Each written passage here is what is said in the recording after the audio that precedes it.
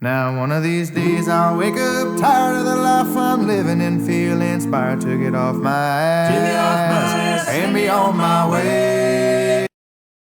Hi everybody, welcome back to Leading Edge. My name is Tim Schneider with Aegis Learning, and this is our last in the ongoing series of The Lost Art of Thinking. And today we're going to focus on brain health, because to be a good thinker, we have to have a good, healthy, high-functioning brain. Now, this isn't about making us smarter or anything like it, but we're going to look at two very distinctly different strategies to either maintain or to grow even a little bit our brain function, our brain health.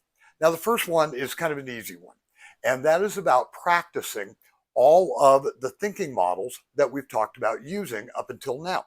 So learning things like and being intentional about reducing our reliance on linear thinking, reducing or eliminating paternal thinking, reducing our emotionalism in thinking, and then also practicing those good thinking models, intentionally provide critical thinking moments, intentionally working on systems thinking, intentionally engaging some strategic thinking, and then even taking a little bit of time and do some metacognition where we're examining our own thoughts.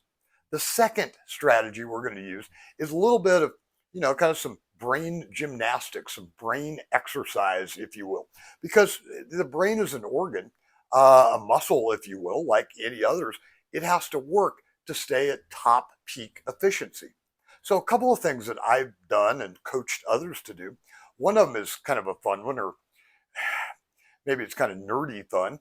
Find a new word to learn once a week. Know what that word means, learn where it plays out, and learn how to use it out there once a week. Find a new word, improve your vocabulary.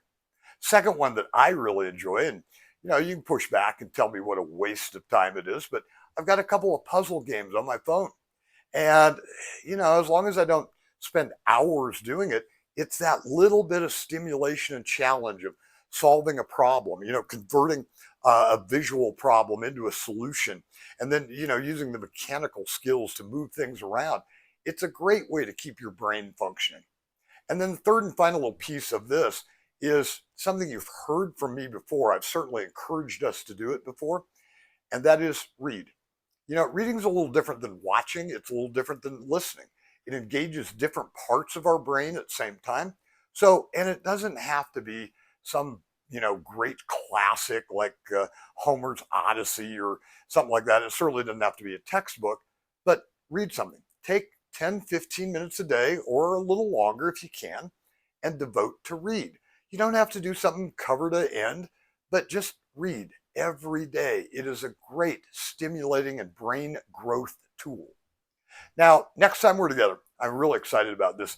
We get to start a brand new series about the lessons we learn from bad leadership.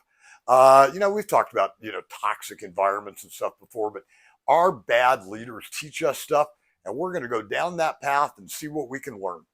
I hope you have a great week, and I look forward to seeing you next time we're together. Thank you so much. Now one of these days I'll wake up tired of the life I'm living and feel inspired.